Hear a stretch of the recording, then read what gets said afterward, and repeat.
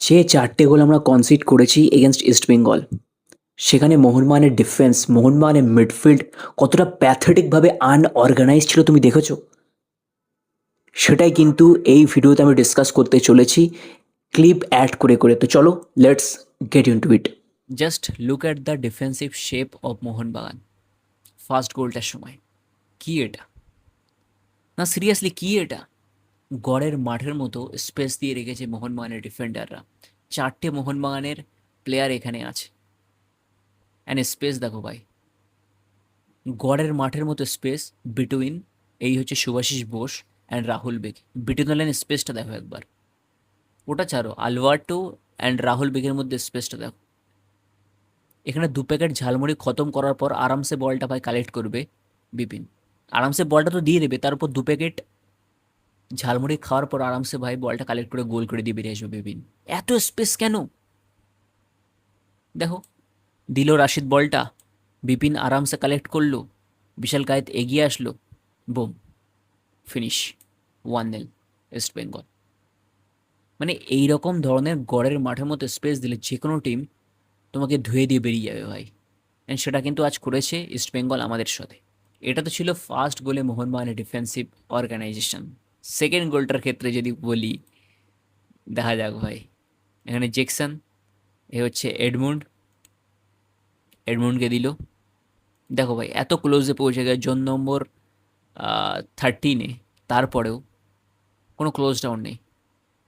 এই হচ্ছে ভাই আনিরুদ্ধ থাপা, এখনও ক্লোজ ডাউন করে, এখনও কেউ ভাই। 3টে প্লেয়ার এই ভাই, এই আলবার্টো লেট গেছে, রাহুল বেগে তো কিচ্ছু করেনি, ওখান থেকে নড়েনি, যেখানে আলবার্টোর পিছনে ছিল। দেখো ভাই পিছিয়ে যাচ্ছে আমি, দেখো আবার দেখো ভাই, জাস্ট লুক অ্যাট দিস ভাই। দেখো, কেউ ক্লোজ ডাউন করে। এখানে রাহুল বেগে যদি এগিয়ে যায়, পিছনে কিন্তু আলবার্টো সাপোর্টের জন্য আছে, রাহুল বেগে পিছিয়ে আসছে, পিছিয়ে আসছে, ওয়েট করছে। আরে ভাই, আর কত, কেউ ক্লোজ ডাউন করছে না। দেখো, দেখো এখনও ক্লোজ ডাউন, এখনও ভাই রাহুল বেগে এক্স্যাক্টলি কি চাইছে, এটা কি করতে। দেন রাহুল বেকে অ্যান্ড আলবার্টো দুজনের মধ্যে বিটুইন দ্য লাইন ওটা ভাই ক্লোজ ডাউন করার ট্রাই করেছে, বাট এডমুন্ডকে না। অ্যান্ড থাপাতে এখনও পৌঁছায়নি, অ্যান্ড ওখান থেকে এডমুন্ডের shot, boom, second goal. Second goal ভাই, এটা তো হওয়ারই ছিল ভাই। মানে তুমি ক্লোজ ডাউন আর কবে করবে? 2 দিন পর করবে ক্লোজ ডাউন? মানে এত লেট যদি ভাই ক্লোজ ডাউন করা হয়, এত যদি বেশি স্পেস দেওয়া হয়, লেজিট বলছি, আমার বন্ধু তোতলাও ভাই ফিনিশ করে দেবে ভাই, লেজেন্ড বলছে ভাই। চলো এবার থার্ড গোলটা নিয়ে কথাবার্তা বলা যাক ভাই। এই হচ্ছে ভাই থার্ড গোলটার মোমেন্ট। এডমন্ডের কাছে বল, মিডল দেখতে পাচ্ছ, স্পেস দেখতে পাচ্ছ, একটা পুকুর তৈরি হয়ে যাবে ভাই, নদী তৈরি হয়ে যাবে, পুকুর কি, স্পেস দেখো, স্পেস। সেখানে ফাউল, এখানে আপুইয়ার কিছু উপায় নেই ভাই, আপুইয়া কি করবে এত স্পেস? আবার একটা ভাই লং রেঞ্জার মেরে দেবে আউটসাইড দ্য বক্স, কিছু করার নেই। Apuia, Apuia did his best ভাই।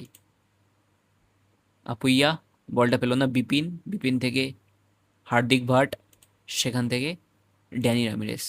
দেখো, সেম এডমুন্ড রান মেক করছে বিটুইন দ্য লাইন। দেখো,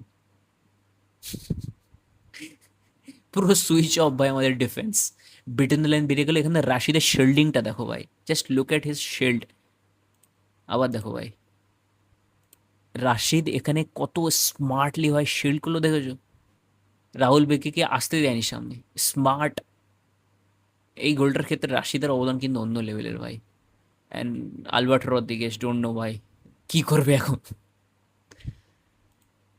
অ্যান্ড রাহুল বেগে লেট গেল, পিছন থেকে জার্সি পুল করা ট্রাই করলো, বাট ততক্ষণে ভাই মাথায় খেলে গেছে এডমন্ডে, যে কি করতে চলেছে, কি করবে সে, তার নেক্সট স্টেপ কি হতে চলেছে।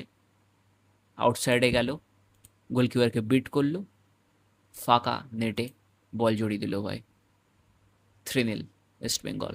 ফুল ক্রেডিট গোস টু ভাই হাবাস, অ্যান্ড অফকোর্স এক্সিকিউট করেছে ভাই প্লেয়ার্সরা, বাট দেখো ভাই পুরো প্ল্যানটা দেখো, প্ল্যানটা যাবে এক্সিকিউট করেছে, পিওর প্ল্যান ভাই। রাশিদ হি নো যে জয় গুপ্তা লেট রান মেক করে পিছন থেকে আসবে, ওয়াইড দেবে বলটা, পিছনে দেবে বলটা, পুরো ভাই ট্রেনিংয়ে এগুলো প্র্যাকটিস করেছে, সেটাই কিন্তু এক্সিকিউট করেছে মাঠে। এই গোলটার পুরো ক্রেডিট ভাই হাবাসের প্ল্যান, হাবাসের দিমাগকে যায় ভাই। দেখো দেখো পুরো ফাঁকা, একদম পিছনে দিল জয় গুপ্তা। এখানে আপুইয়া মার্ক করছিল হচ্ছে তোমার এডমন্ডকে, জয় গুপ্তা আপুইয়া ছেড়ে দি, মার কি করতে, এডমন্ড তার আগে বেরিয়ে গেছে ভাই। আই নো ফ্যাটিক ছিল ভাই, আই নো প্লেয়ার্সরা টায়ার্ড ছিল, বাট অ্যান্ড বুম, হ্যাট্রিক এডমন্ডের। অ্যান্ড এই গোলটার ক্রেডিট যে যাই হাবাসের, আমাদের দাদুর, সেটা ভাই সেলিব্রেশনটা তুমি দেখলে বুঝতে পারবে।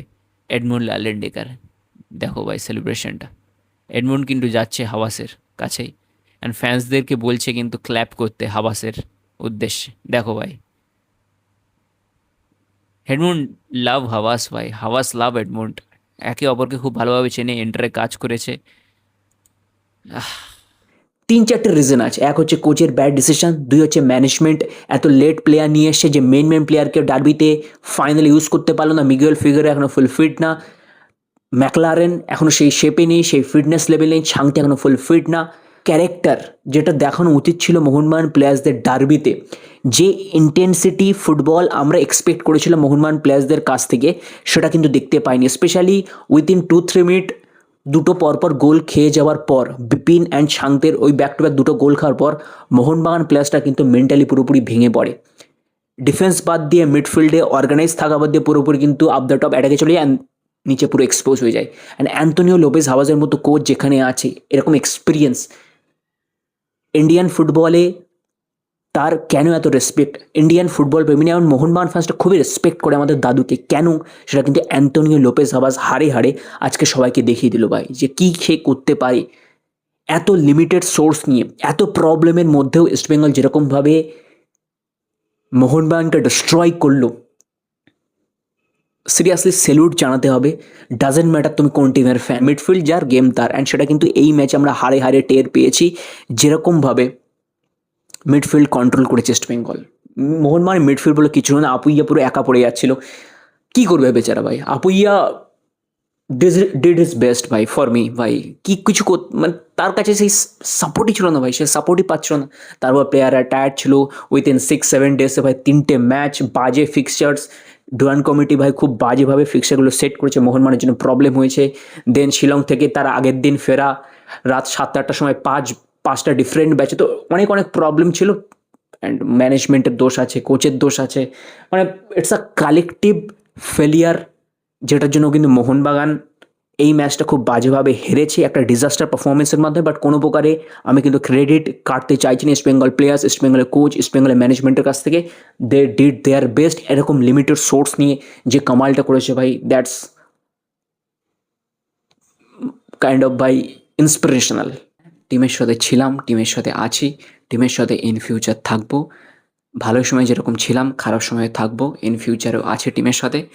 বাট রাইট নাও অ্যাড্রিনালিন রাশ, ভাই, যে আমরা হেরে গেছি অ্যান্ড যে পারফরমেন্স করে হেরেছি, সেটা অফকোর্স এফেক্ট করছে আমাদের প্রত্যেকটা মোহনবাগান ফ্যান্সকে। স্পেশালি ডার্বির মতো ম্যাচ, ফাইনালে এত প্রেস্টিজিয়াস একটা ম্যাচ, সেখানে এরকম না আমরা হারতে পারি না। বাট যে ওয়েতে আমরা হেরেছি, যে ফুটবল খেলে আমরা হেরেছি, যে মেন্টালিটি আমরা দেখিয়েছি, যে ইন্টেন্সিটি আমাদের প্লেয়ার্সরা দেখিয়েছে, সেটা কিন্তু আমরা স্বপ্নেও এক্সপেক্ট করিনি যে এতটা নেগেটিভ ফুটবল খেলবে মোহনবাগান।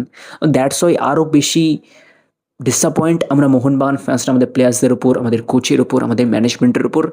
বাট অফকোর্স টিমের সাথে আছি, অ্যান্ড আই হোপ আমাদের টিম ঘুরে দাঁড়াবে অ্যান্ড আইএসএলে এর প্রতিশোধ মোহনবাগান ইস্টবেঙ্গলকে হারিয়ে নেবে।